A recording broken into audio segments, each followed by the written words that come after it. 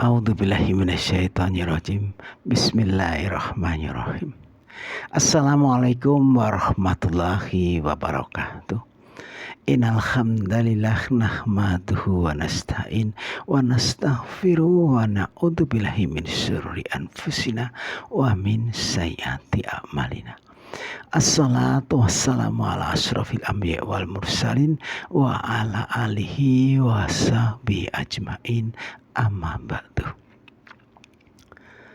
Pada kesempatan ini insya Allah saya akan menyampaikan tentang dosa Adam atau dosa manusia pertama. Masih terngiang di telinga dengan jelas. Di saat kecil dulu pernah diceritakan oleh orang tua bahwa dosa Adam atau manusia pertama ini adalah memakan buah kulti karena terbujuk setan, yang buktinya sampai kapanpun tidak akan bisa dihilangkan, sambil ditunjukkan tonjolan jakun yang ada di leher kaum lelaki sebagai bukti peristiwa ketika Adam hendak menelan buah kulti, buah yang katanya terlarang, tersangkut dan berhenti di leher akibat terkejut dengan teguran istrinya yang bernama Siti Hawa. Setelah menjadi orang tua yang kemudian meyakini bahwa Al-Quran adalah petunjuk Allah Subhanahu wa Ta'ala yang pasti benar, maka pikiran mulai berpetualang dalam kitab suci Al-Quran untuk mencari kebenaran cerita tersebut. Namun tidak mau ikut-ikutan menyalahkan cerita orang lain, hanya asal mengatakan tidak sesuai dengan Al-Quran tanpa diikuti dengan kejelasan surat dan ayatnya. Maka mulai mencermati ayat demi ayat yang ada di dalam kitab suci Al-Quran untuk mencari kalimat yang menunjukkan buah kulti. Buah dalam bahasa Arab adalah samaroh. Buah kulti tentu samaratil kulti.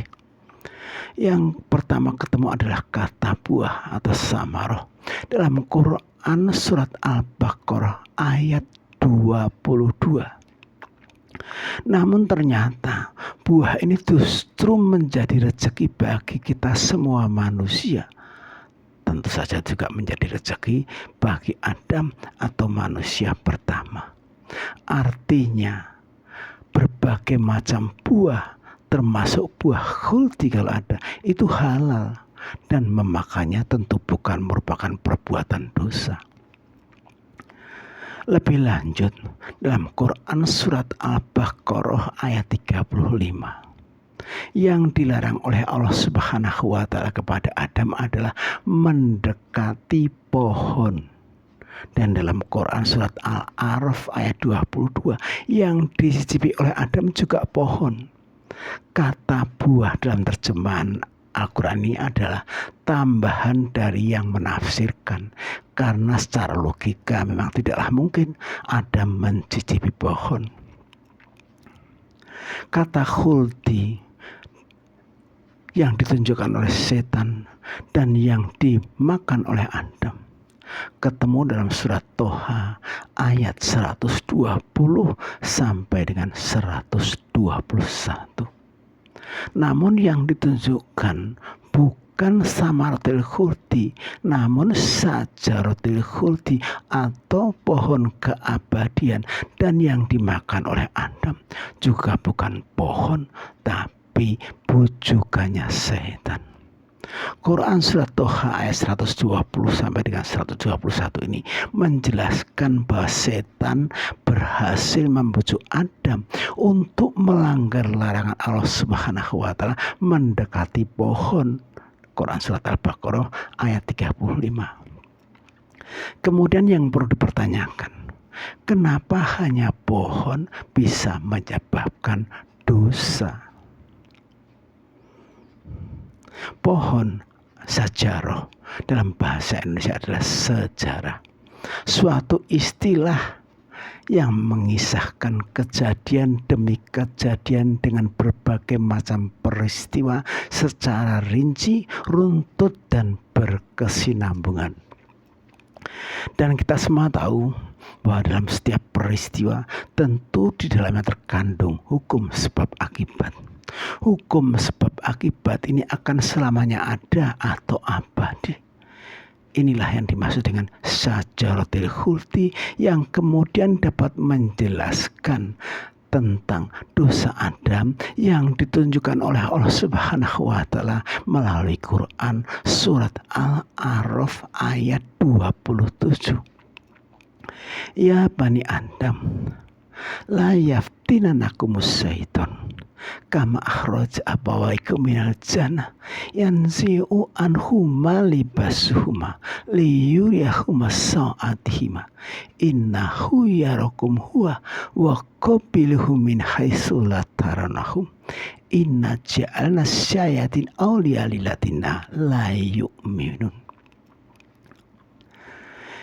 Wahai keturunan Adam, janganlah sampai kamu tertipu oleh setan, sebagaimana setan telah mengeluarkan ibu bapakmu dari surga dengan menanggalkan pakaian keduanya dan saling menampakkan aurat keduanya. Sesungguhnya setan dan para pengikutnya dapat melihat kalian dari suatu tempat yang kalian tidak bisa melihat mereka. Sesungguhnya kami jadikan setan-setan itu pemimpin bagi orang yang tidak beriman. Nah, bagi kita semua yang tidak mau menjadi orang atau pengikut setan, maka kita harus menjadi orang yang beriman atau orang yang percaya kepada Allah Subhanahu wa taala dengan bukti mempercayai semua ucapan atau firman-firman Allah Subhanahu wa taala yang telah dituliskan dalam kitab suci Al-Qur'an, termasuk Quran surat Al-A'raf ayat 27 ini yang mengingatkan kepada keturunan Adam, laki-laki dan perempuan, agar tidak terbujuk setan untuk saling menanggalkan pakaian dan saling menampakkan aurat, karena akan mengarah pada perbuatan buruk dan terlarang untuk didekati, yaitu perzinaan seperti yang telah dilakukan oleh Adam. Berbuat zina inilah dosa yang telah dilakukan oleh Adam. Berbuat zina ini adalah akibat dari yang disebabkan oleh saling pamer aurat. Saling pamer aurat ini adalah akibat yang disebabkan oleh saling telanjang. Saling telanjang ini adalah akibat yang disebabkan karena terbujuk setan. Hukum sebab akibat yang ditunjukkan oleh setan inilah yang dimaksud syajaratul khuldi dalam Quran surat Toha ayat 120. Dosa Adam ini memang sulit diungkap, karena menganggap Adam yang dikisahkan dalam kitab suci Al-Quran adalah seorang nabi. Padahal Allah Subhanahu wa taala telah menjelaskan dalam Quran surat Al-Hajj ayat 52 bahwa nabi dan rasul itu tidak akan bisa terbujuk oleh setan. Karena setiap pujukan setan yang dibisikkan kepada nabi dan rasul selalu dihapus oleh Allah Subhanahu wa taala. Dulu saya juga mempunyai pemahaman bahwa Adam yang dikisahkan dalam kitab suci Al-Quran adalah seorang nabi. Namun setelah mengetahui dari Kamus Lengkap Arab Indonesia Arab bahwa Adam ini artinya manusia, nama jenis atau spesies, bukan nama diri, maka pemahaman mulai bergeser. Sama halnya dengan ulama Islam yang bernama Ibnu Arabi. Beliau juga mempunyai pemahaman bahwa Adam ini adalah seorang nabi. Namun setelah beliau mengalami peristiwa spiritual ketika beliau didatangi oleh orang yang mengaku telah hidup selama 400.000 tahun, beliau bertanya, bagaimana mungkin telah hidup selama 400.000 tahun? Pada saat itu Nabi Adam aja belum ada. Kemudian oleh orang itu dijawab dengan pertanyaan, Adam yang mana? sambil ditunjukkan hadis Nabi yang sahih, innallaha khalaqam mi'ata alaf Adam.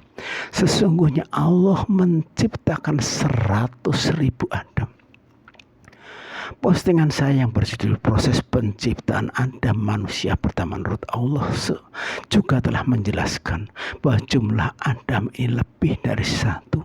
Selain didasarkan pada hadis Nabi tersebut, didasarkan pada Quran Surat Ali Imran ayat 33 sampai dengan 34.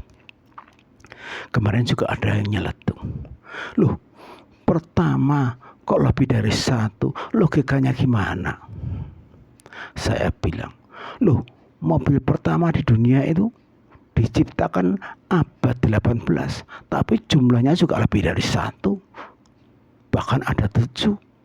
Ada Mercedes, ada Renault, ada Fiat, dan lain sebagainya. Sama dengan Adam. Manusia pertama ini ada yang berkulit hitam, ada yang berkulit kuning, ada yang berkulit putih, sejumlah dengan ras manusia yang ada di muka bumi. Bahkan besar kemungkinan dalam setiap ras itu terdapat Adam lebih dari satu. Namun yang jelas dari sekian jumlah Adam itu semuanya tercipta pada kisaran 20.000 sampai 4.000 tahun yang lalu.